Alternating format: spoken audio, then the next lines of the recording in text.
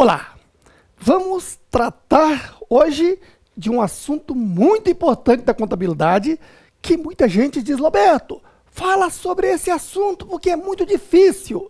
Difícil porque se esse assunto também pode ser falado com início, meio e fim e de uma forma bem gostosa. Acompanhe comigo. O assunto hoje é depreciação.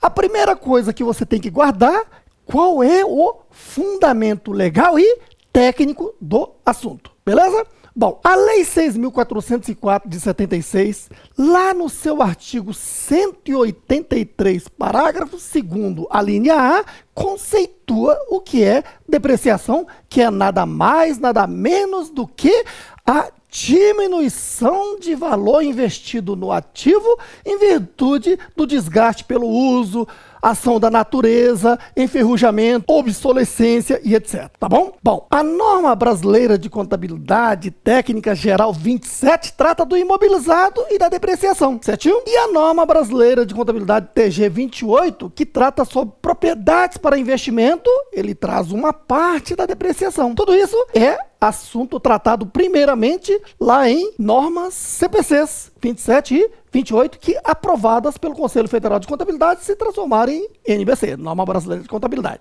tá ok? Agora, a questão é: você pode depreciar o estoque de mercadoria, por exemplo? Claro que não. Por isso, há regrinhas a serem seguidas. Guarde bem aí. Estão sujeitos à depreciação os bens tangíveis. Então tem que ser bem material.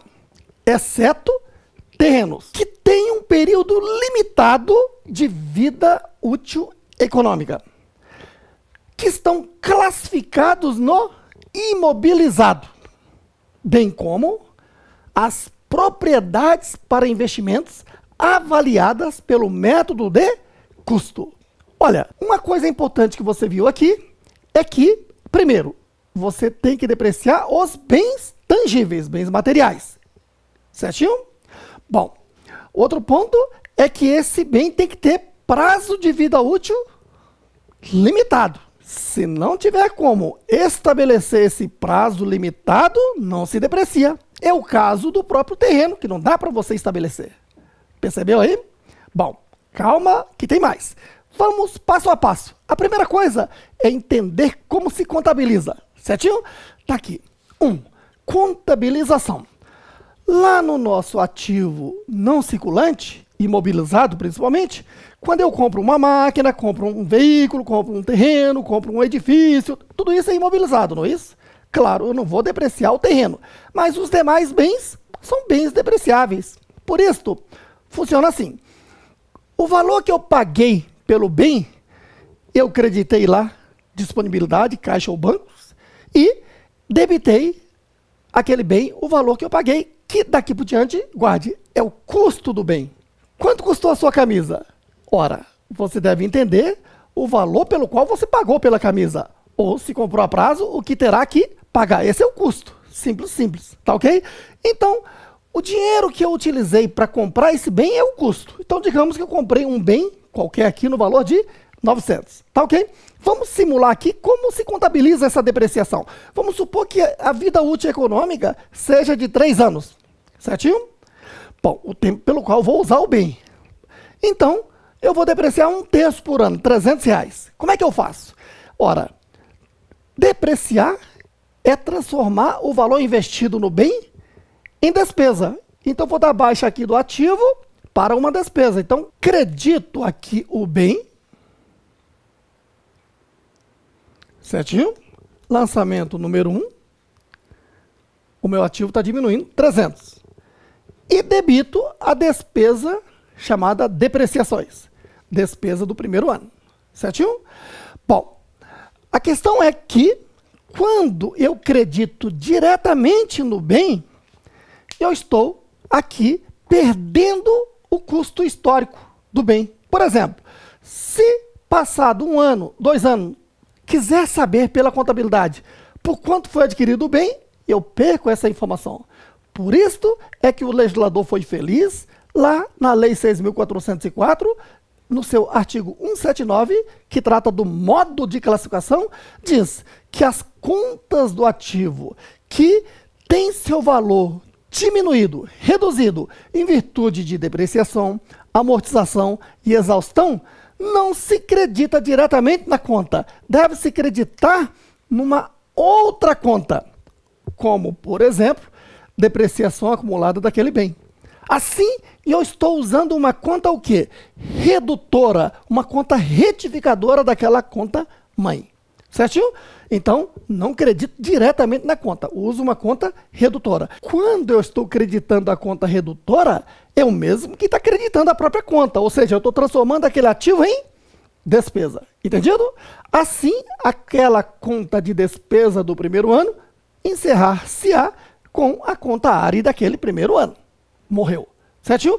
A pergunta é, quanto que eu tenho de valor contabilizado ou valor contábil no meu ativo? Custo de 900 menos a depreciação acumulada de 300, eu tenho R$600. Caso eu venda esse bem ao final do primeiro ano, por valor superior a 600 é com lucro, abaixo é com prejuízo. Entendido aí?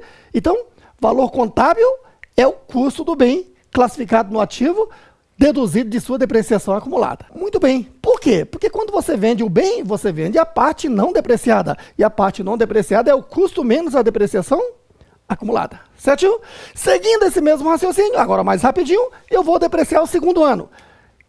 Em vez de creditar o bem, credito a sua retificadora de depreciação acumulada e abro uma conta de despesa de depreciação aqui no segundo ano. Pronto. A conta de despesa é encerrada com a ARI do segundo ano, aquela conta transitória, não é isso?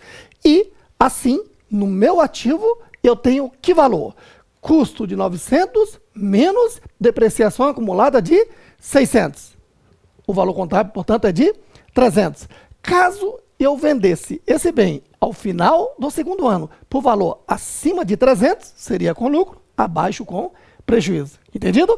Com esse mesmo raciocínio, terceiro ano, credito a depreciação acumulada e debito a despesa de depreciação.